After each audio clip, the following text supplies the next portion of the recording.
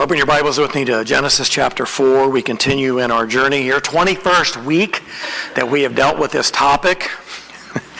I'm not sure where the stopping point's going to be or how many weeks it will take for us to get there. Anytime you go through a book of the Bible, there's certain passages you get really, really excited about because of the content, because of the truth, because of the impact that it can have. And there's other passages that you would really kind of like to scoot over, either because of complexity or because of perceived difficulty in terms of making it appealing. And Genesis chapter 5 is one of those passages. It's a genealogy, right? So you read the genealogy and go, well, that was interesting. What next? And so we really miss a lot of what God's Word intends to provide to us and for us by way of study. And so chapter 4 begins telling the story of the family of Adam and Eve. They give birth to Cain and then to their son Abel. Cain kills Abel because God rejected his offering and had the audacity to accept Abel's. Cain is cursed by God. He is sent away as a wanderer. He is angry and rebellious, and he is determined to live a self-ruled life. That is how Cain leaves the presence of the Lord, how he leaves his parents and goes to live his life as a wanderer. Now we know from study, and I can't get into all the review, he establishes a city through the coming of his children.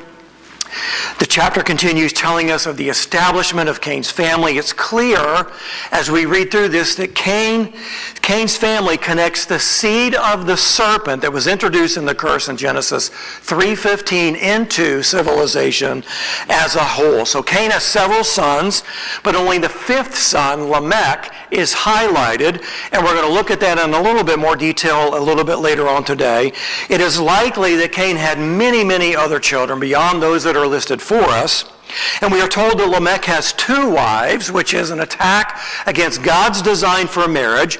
And the passage identifies the four children born to Lamech and the two wives that are mentioned here. But most assuredly, Cain had many, many other children and potentially would have had many other wives. So if two is better than one, then why wouldn't three be better than two in the mind of a depraved, rebellious, angry person against the statutes of God?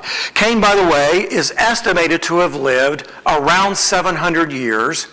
The Bible doesn't tell us how long he actually lived, but extra biblical sources indicate through the passage of lore and tradition that perhaps he lived as long as 700 to 730 years. And based upon what we'll see in this genealogy today, that's probably not too far-fetched.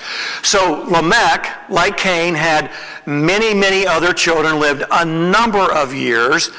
And so Moses' priority, and just identifying the five sons born to Lamech here, it isn't to develop a lengthy or a complete genealogy, but what he wants to do is he wants to develop the seed of the serpent and the seed of the woman that were a part of the curse issued in chapter 3.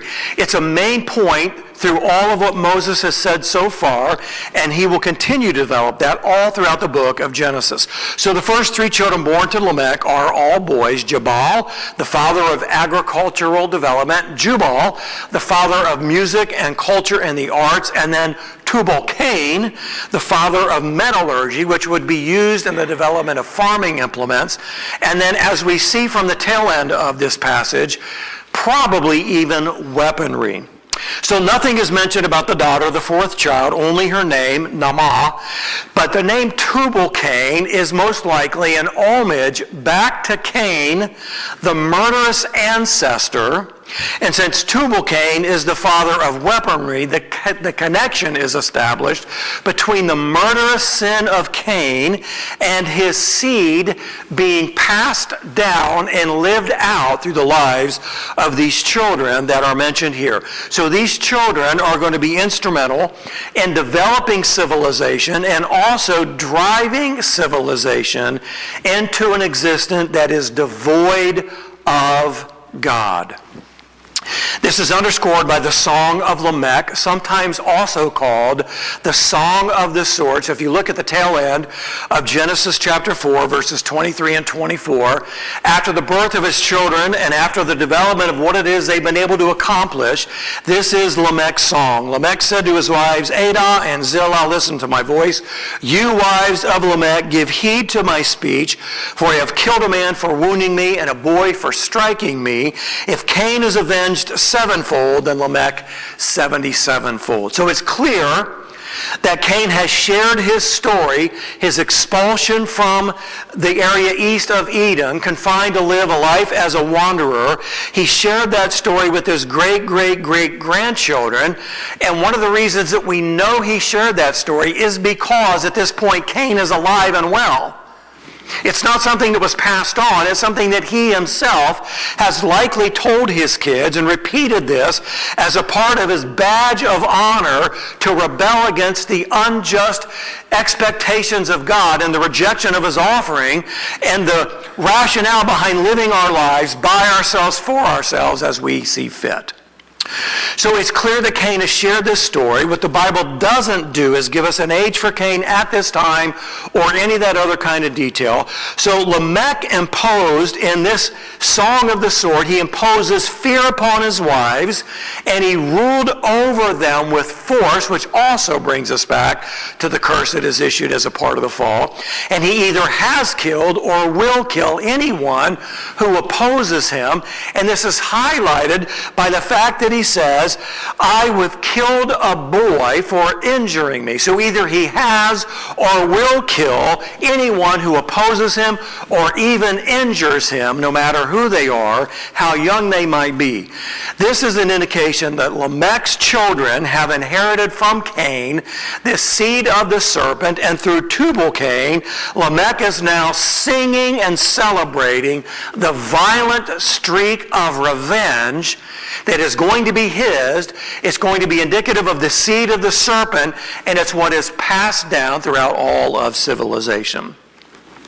Now, if you're not convinced of that, just over the weekend, Islamic militants began lobbing missiles over into Israel, and Israel is at war. This has been going on for a long, long, long time. This kind of opposition between the seed of the woman and the seed of the serpent, it's lived out in our lives even today, even though we ourselves are not in Israel and are not Jewish people. So the sin that began in the garden led to murder within the first family, and just a few generations later, it is clear that Cain's line is going to exponentially increase sin and rebellion in the world. Now that's a summary or a review of about 3 weeks worth of messages, so all of that is designed to help you connect to what it is we're going to talk about today. So we continue with number 9 in our outline, and that is Seth's family.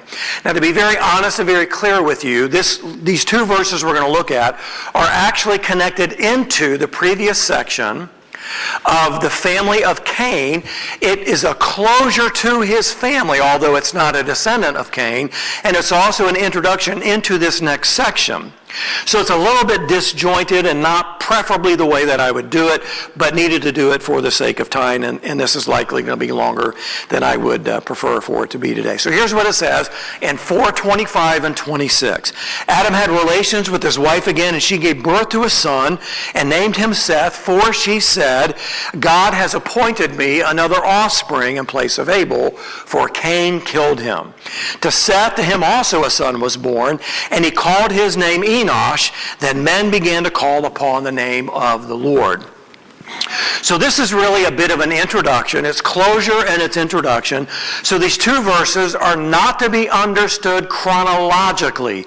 Seth was not born after Lamech and after his 4 children and after the development of all the things that are recognized here in the Hebrew words and in the literary style. Moses has gone back in time to identify that after the killing of Abel, they had another child, and this child was named Seth.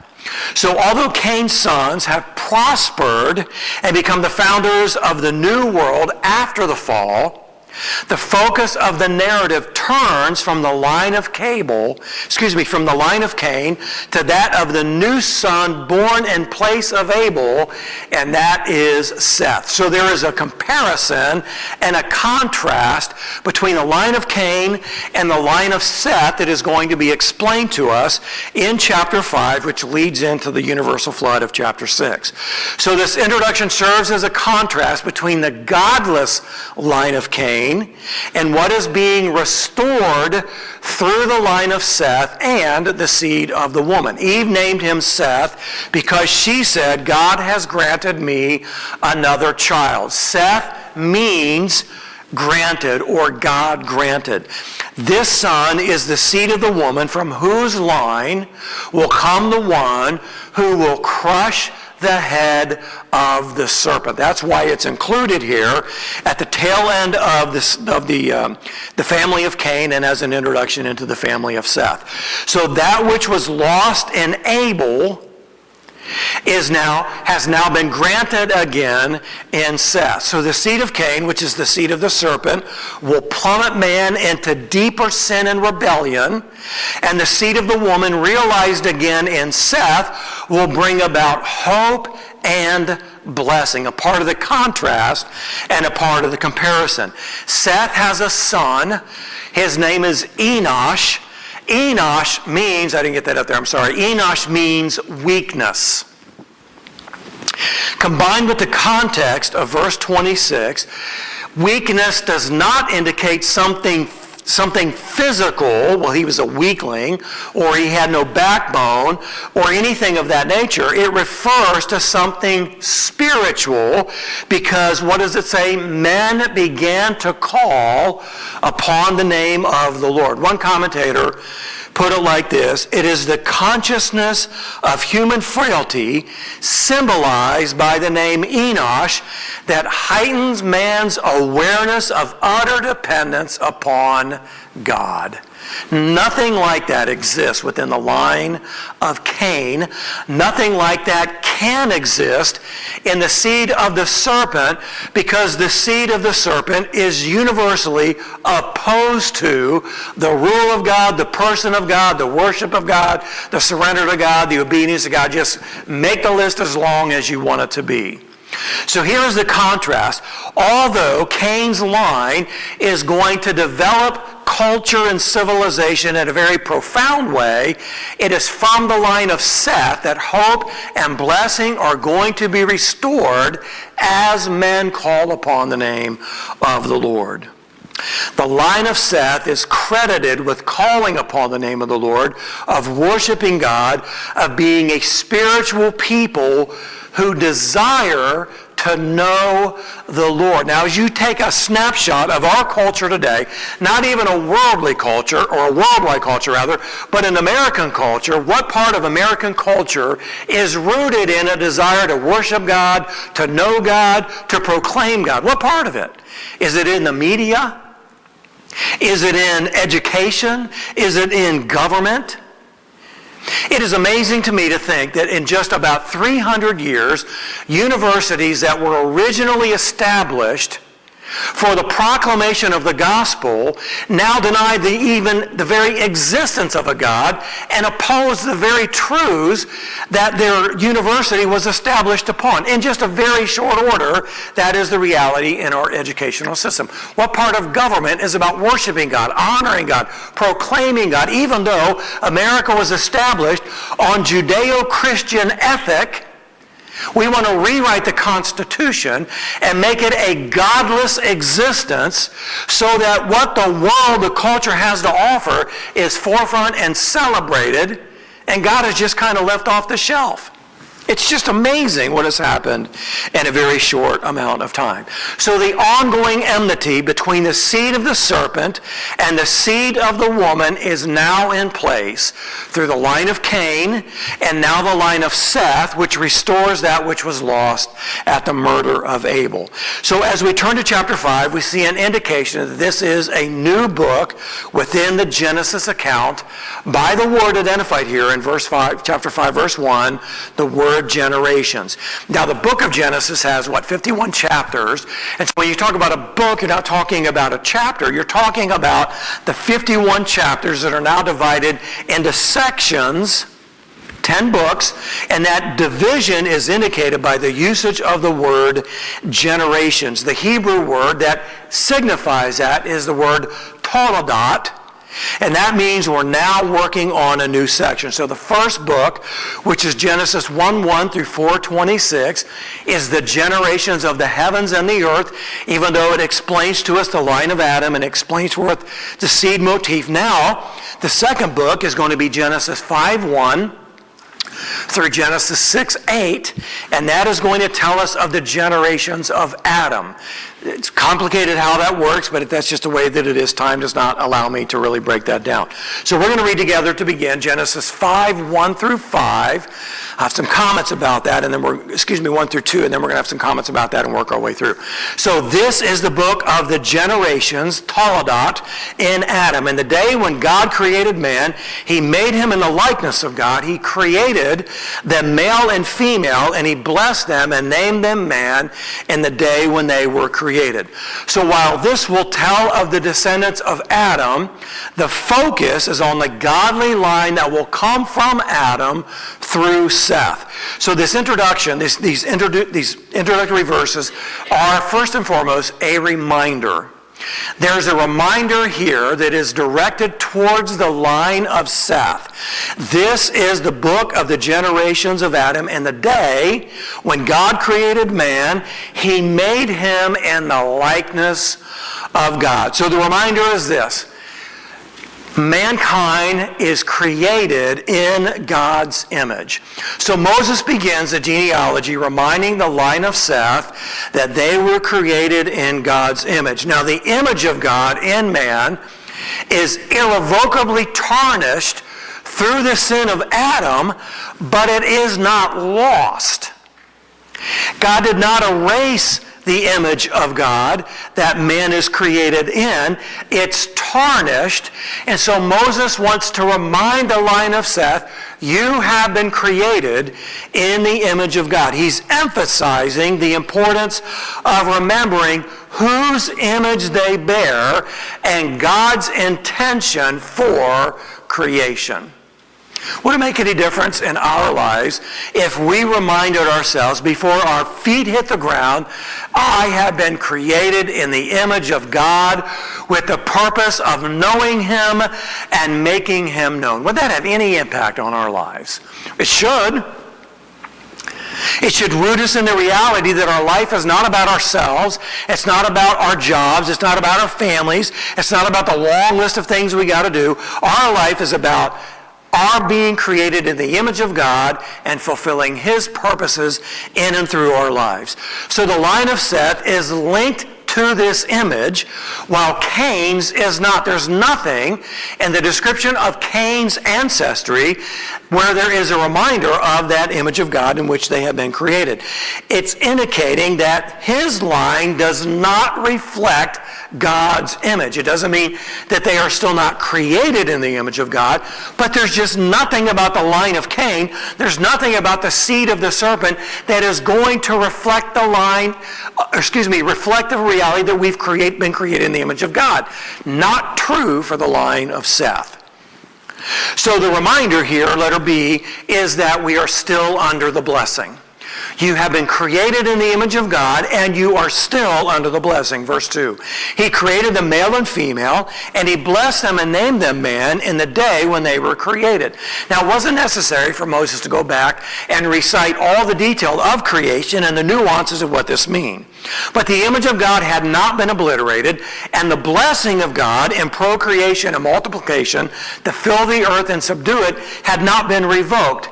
This is still central to the purpose of man, to multiply, to fill the earth, to govern over it as a delegate of God Almighty who created it and passed that on to us as his image bearer.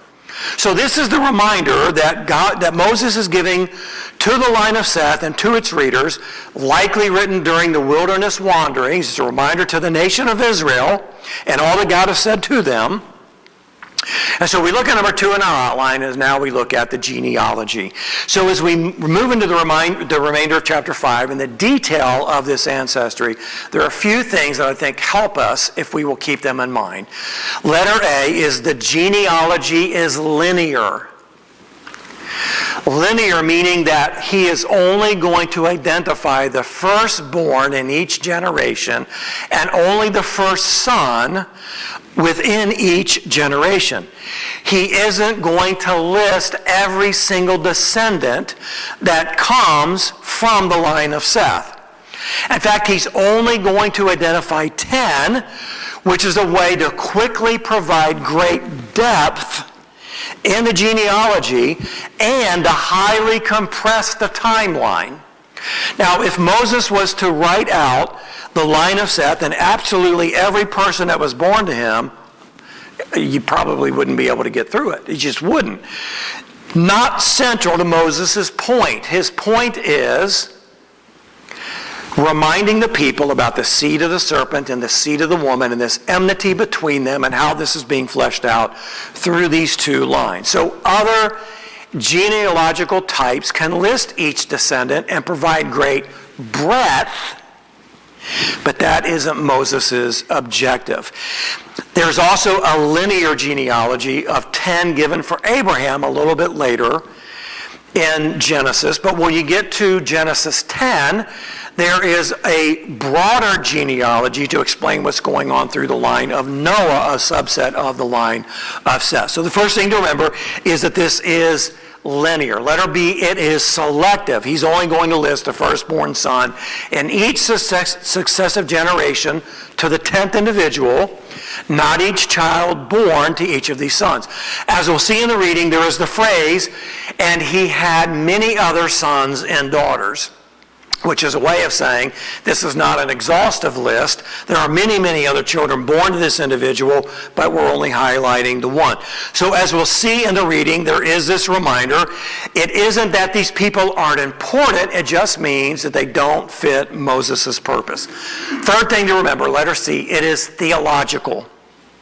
Linear, it is selective, and it is theological. So Moses' main priority is to develop the seed motif, the seed of the serpent clearly described through the line of Cain, and now the seed of the woman developed through the line of Seth, from whose line the one would come who is going to crush the head of the serpent and undo the curse issued in Genesis chapter 3.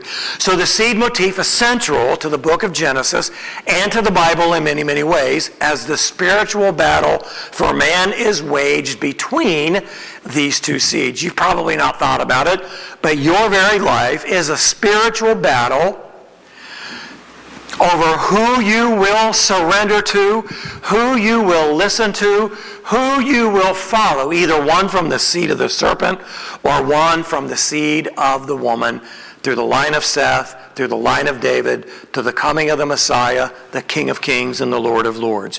Now, there's a great deal more that could be said regarding this, but time would never allow it. So as we quickly read through the genealogy, we'll notice some obvious differences from the genealogy of Cain. The genealogy of Cain gives no ages. Nobody is listed in how long they live, since his line, being cursed by God, therefore would have no eternal history in terms of its identification. Seth's genealogy not only gives the age of each patriarch at the time of the firstborn, but it also provides a number of years that he lived after the birth and the total years for their life, indicating that there is something long-lasting, something amazing about the line of Seth. Now, Seth's genealogy not only gives the age of each the long number of years is historical. It's not to be understood as something figurative. It's not something that is to be understood mythologically. It is historical reality of the number of years that were lived before the curse that came from the flood. So those who are 80 and in this day and age right now could not imagine living to 800, could you? You say, I'm 80. What would it be like if I were 100? Good night. What would it be if I was 500? And 900, what would I do? Well, life at 500 may have been life at our current age of 50. We have no way of knowing that. I'm a little reluctant to say it's like dog years, because I think that's a myth as well. But the reality is, people lived a very, very long time because the curse had not infiltrated our bodies in the way that it has now. God set limits after the flood. The genetics within man was just remarkable in the beginning and through this initial period. So men had the capacity to live incredibly long amounts of times. So we also see that this record indicates that they had many other sons and daughters. So what's interesting to think about is that there are some estimates that at the time of the flood, which is going to be chronicled here for us shortly, there would have been hundreds of millions of people at the time of the flood. Can you imagine that? Well, wait a minute, there's only like 25 people listed. How could that even be? Because again, Moses' point doesn't fit with the breadth of genealogy, a very compressed linear genealogy, and some of the most aggressive estimates say that there could have been billions of people alive at the time of the flood. We don't know, we can only speculate. But it doesn't take very long for lives lived 900 years with many other sons and daughters to multiply into an incredibly large number of people. This reminded me when I was a kid. I was sometimes asked, if you could take $1 million today, or you could take a penny and double it every day for 30 days, which would you take? Oh, I'd take the $1 million, right? $1 million. A penny doubled every day for 30 days, what's that going to be? Well, that's going to be actually $5,368,709. The process of multiplication is incredible, and this is what takes place in this very compressed linear genealogy that is explained for us here in the book of Genesis. Civilization multiplied very, very quickly. The last thing we would note is that with each of these 10 patriarchs, there is a grim reminder that through the sin of Adam, each of these will die, with a single exception, the curse being passed on to each successive generation. And in the Hebrew, in this explanation, it is a single word, died. It recounts the name of the patriarch, the individual born, the age of the patriarch at the time the son was born, the total length of the age of that patriarch, and then it's concluded with died. It's a grim reminder of the curse given because of Adam's sin, passed on, even through the line of Seth, with one exception we'll look at in just a minute, of the ongoing curse. There's some really amazing things that we're going to flesh out as a part of this. So number 3 in our outline, we're looking from Seth to Noah. The focus of the genealogy is going to shift from Seth to Noah, which enables Moses to provide a very compressed history, which will enable us to get to the flood very, very quickly. So we're going to read together, beginning in verse 3. When Adam had lived 130 years, he became the father of a son in his own likeness, according to his image, and named him Seth. And the days of Adam after he became the father of Seth were 800 years, and he had other sons and daughters. So all the days that Adam lived were 930 years, and he died. Seth lived 105 years and became the father of Enosh. Then Seth lived 807 years after he became the father of Enosh. And he had other sons and daughters. So all the days of Seth were 912 years, and he died. Enosh lived 90 years and became the father of Kenan. Then Enosh lived 815 years, and after he became the father of Kenan, he had other sons and daughters. So all the days of Enosh were 905 years, and he died. Kenan lived 70 years and became the father of Mahalalel. Then Kenan lived 840 years after he became the father of Mahalalel, and he had other sons and daughters. So all the days of Kenan were 910 years, and he died. Mahalalel lived 65 years and became the father of Jared. Then Mahalalel lived 830 years after he became the father of Jared, and he had other sons and daughters. So all the days of Mahalalel were 859 years, and he died. Jared lived 162 years and became the father of Enoch. Then Jared lived 800 years after he became the father of Enoch, and he had other sons and daughters. So all the days of Jared were 962 years, and he died. Enoch lived 65 years and became the father of Methuselah. Then Enoch walked with God 300 years after he became the father of Methuselah, and he had other sons and daughters. So all the days of Enoch were 365 years. Enoch walked with God, and he was not, for God took him. Now, personally, I'm very, very glad that this is not a broad genealogy. I just couldn't get myself to not read this. But we have this pause here with the birth of Enoch, and this is an incredible account. Now, it's incredible on its face because of what it says, but it's also incredible for what is inferred as a foreshadowing, which is very, very quickly lost and through a very quick and cursory reading of this genealogy. So we look at this incredible account and we find the exception of Enoch. Enoch is the only person in the Bible that does not physically die. He walked with God, and he was not, for God took him. Well, we say, what about Lazarus? Well, Lazarus died. Jesus raised him, but Lazarus died again, right?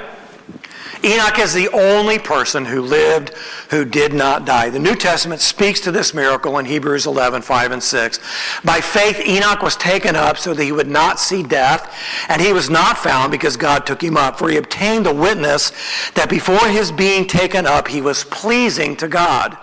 And without faith, it is impossible to please him, for he who comes to God must believe that he is, and that he is a rewarder of those who seek him. Since Moses wants to highlight and contrast the line of Cain with the line of Seth, it is significant in their place within each genealogy. Now, Enoch is the seventh generation from Adam in Seth's line, including Adam. You count through there. Enoch is the seventh of that genealogy, of that line. The contrast of that is Lamech is the seventh generation from Adam in Cain's line. So these two are placed as eternal opposites. They are hell and heaven, exponential death and unbounded life. Enoch walked with God. It is a description that is going to be given to Noah, that Noah also walked with God.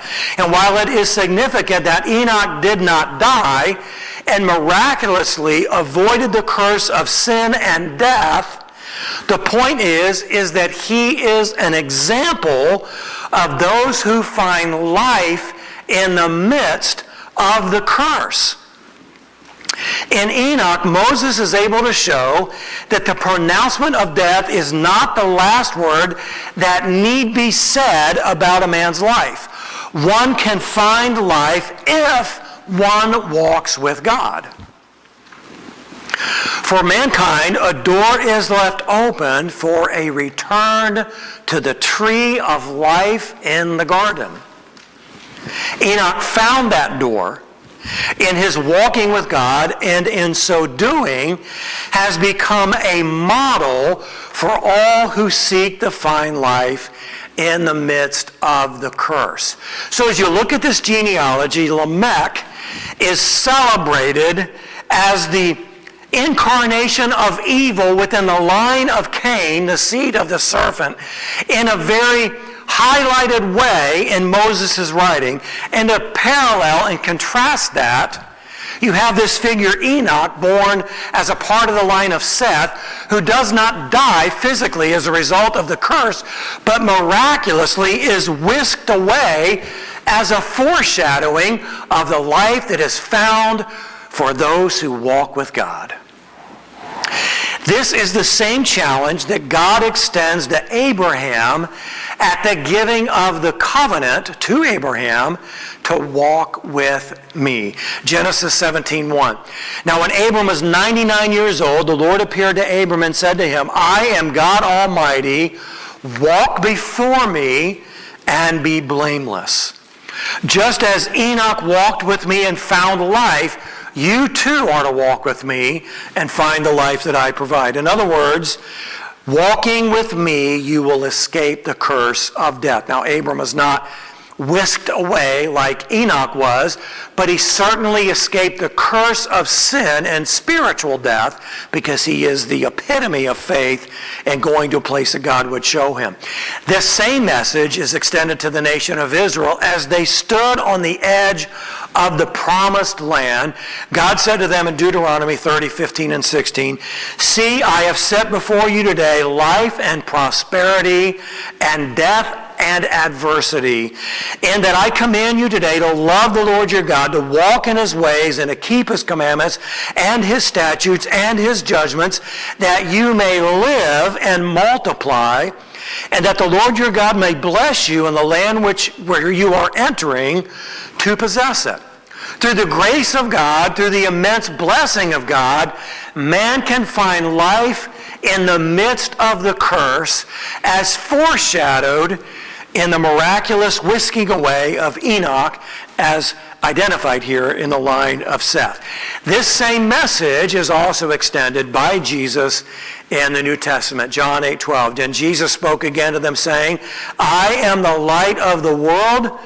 He who follows me will not walk in the darkness, but will have the light of life." This is what God extends to us. And he didn't have to do that. It's a blessing that comes from the line of Seth in the midst of this curse. We who are born and bear the image of God, as a part of the seed of the woman, the benefactors of the one who crushed the head of the serpent, bear the image of God. And we are to make that light known because it provides life. Jesus said in John 14:6, as a part of his great proclamation, "I am the way and the truth and the life, and no one comes to the Father but through me." That we would understand that. That we would really wrestle with what that means.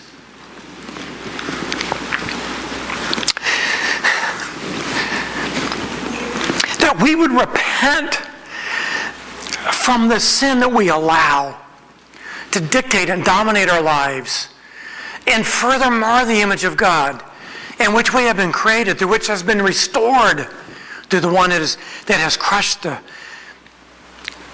head of the serpent.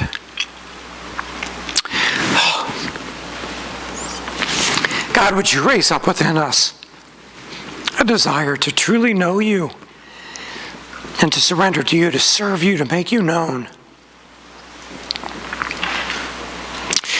to fight with all our strength against that which you have set us free from, so that we could walk in life, experience life, celebrate victory in this life as a foreshadowing of what is to come, an eternity in your presence forever and ever, time without end.